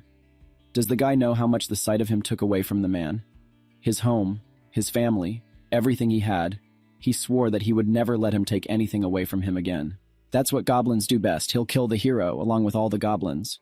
His hammer deals a critical hit if it hits the same spot twice. After all, that second blow to the Emperor was probably 10 times stronger than the first one. Well, something like that wouldn't work against a man, especially when he knew all of his secrets. Unexpectedly, the attacks wouldn't work. He needs to put some distance between them. The man doesn't even give him a second to rest. The man kept hitting. The guy needs to get away from the man. Only he will have such a moment. He can't go back. From the thousands of goblins that the man killed, such as he has not yet met. Goblin is an inventor with magical powers. I wonder what other secrets he will share. When he felt sorry for his goblin girlfriend, the girl think, then he would tell him about the source of his power. Goliath can threaten as much as he wants, but when he threatens his best friend, there is a problem. The guy stepped enraged into the attack. Why was the goblin able to hit him so hard? He asked Pip to tell him everything he knew about the Onarian goblins. Not like the other goblins, so what's he waiting for? The man asked, since he's a filthy monster. Doesn't he want to protect his best friend? Let him show what he can do. They are going to aim for the chest. He moves the critical point to a new location. Since this is how the man will switch to protecting his own, the guy also rose up. He didn't even aim for the critical point. He can defend against his hit point, but with his speed, it leaves the rest of his body exposed. Heroes don't need critical hits to defeat the monster. If not fast enough, it's better to defend himself. Then he'll just write down his entire offense.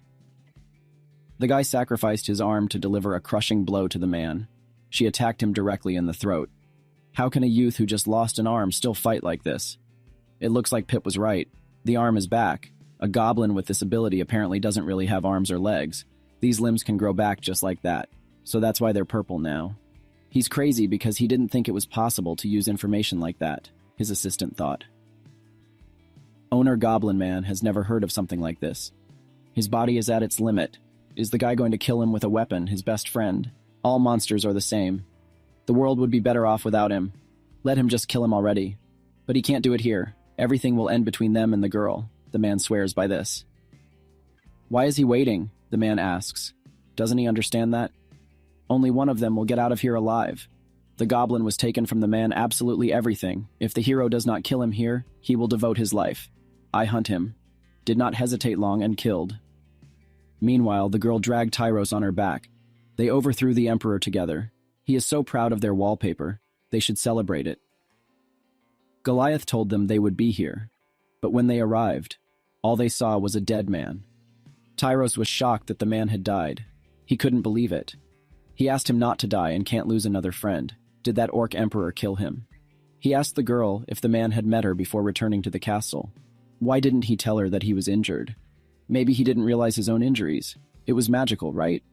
But there are no signs of any injuries. None of this makes sense. Where was Nog when all this was happening? The guy barely got out of the fight with the Emperor, thought it was the end, but the man saved him by defeating the Orc Emperor. He was still in the throne room, healing his own wounds. If he was by his side, he might be able to save him. The hero is sorry. But he died like a hero who ended the war. What could he have done differently? Nothing. He was lucky that he was still alive after the duel with the general. A man killed the Orc Emperor, and he will be remembered for it. They lost hundreds of adventurers today. It's like a war. So we need to remember those who sacrificed with them today to protect their future. Tonight, they will celebrate them. They sent the deceased man on a boat. May their adventurer rest in peace. Everyone was moved and cried. The guy asked if it was okay if he went with him. Tyros said that he had to go ahead. He was sorry for losing the guy.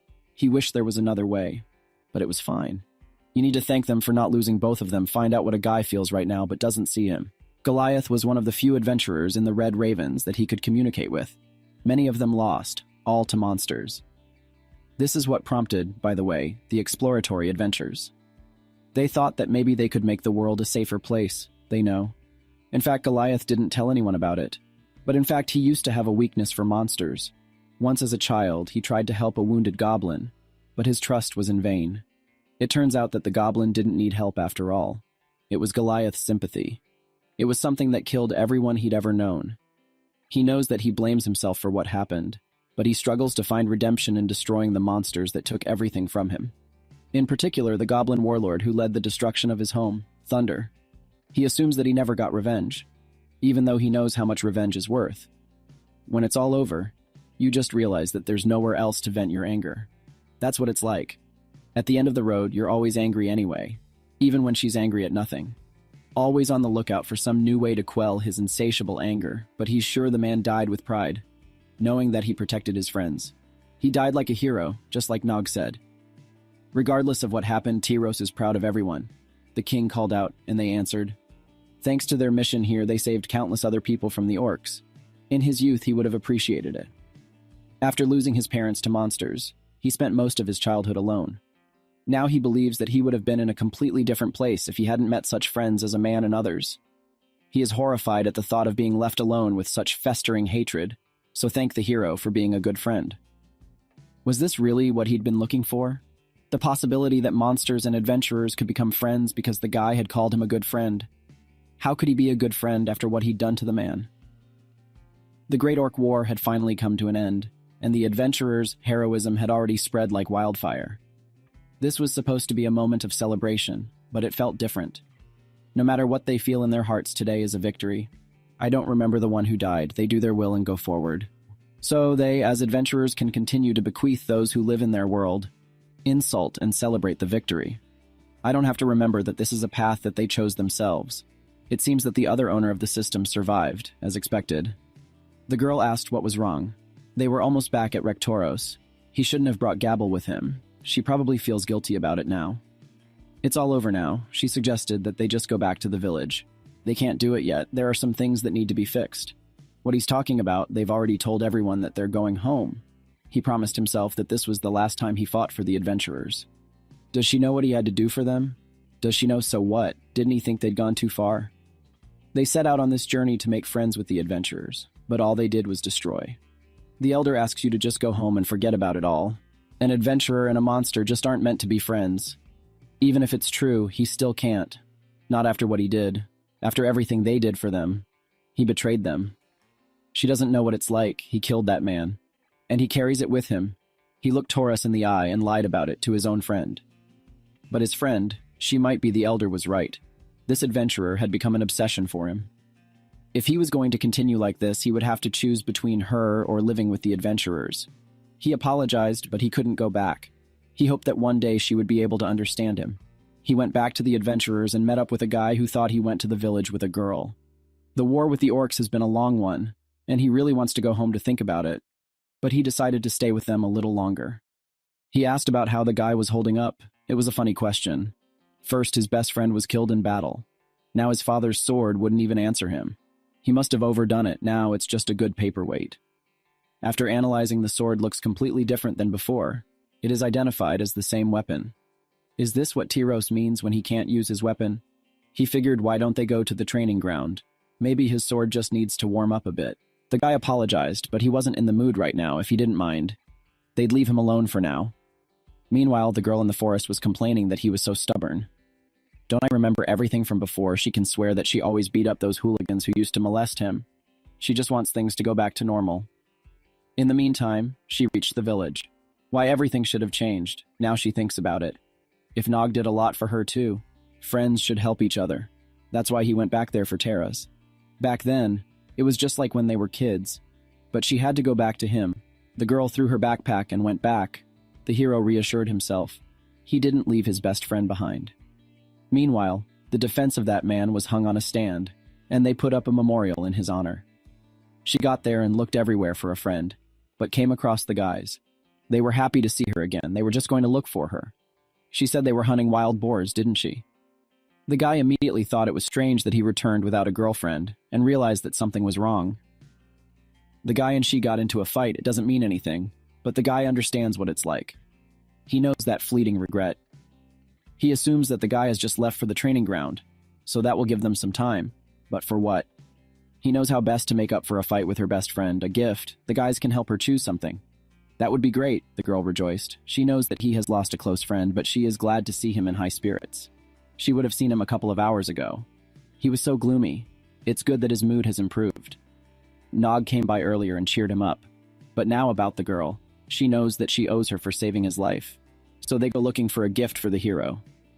The guy was talking to Pip. He didn't know what to do. It feels like he's been doing everything wrong lately. Taros and Gubble are both moving further away from him. He had to bridge the gap between goblins and adventurers. But what if he loses his friends from all sides? The new assistant should not give him such advice. Perhaps he should think about what these scholarships are based on. Friendship is built on trust and time, as well as lies and deceit. All the hero did was lie to the guy and the others. Even if he told them the truth now, there's no way they'd see him as different. Not after what he did. He would have liked to find another way, but the man left him no choice. He sees that now his friendship with Taros cannot be saved. He decided to go back to say goodbye for the last time, and then apologize to the girl. He preferred this life to his friendship. It was his biggest mistake. But it's not worth losing everything. It's the end of the beer journey. I have to tell them for now. As a gift, the girl chose a watch. But didn't they say that they have a lot of watches at home?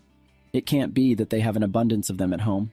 A friend reminded her that she said it really was. But the guy likes watches and messing around with things, so she thought she would buy him another one. Today, something is wrong with the guy. He squeezes her hand very hard, by the way. They didn't tell her much about the house. So he decided to find out where they are from and how they are doing there. The guy was very strange. He said that the girl does not answer him. He repeats where her house is, and squeezes her shoulder even harder. He says that the girl is causing harm. She asks to let her go. It's funny, they guys really got him. He was very angry. She wasn't going to ever tell him that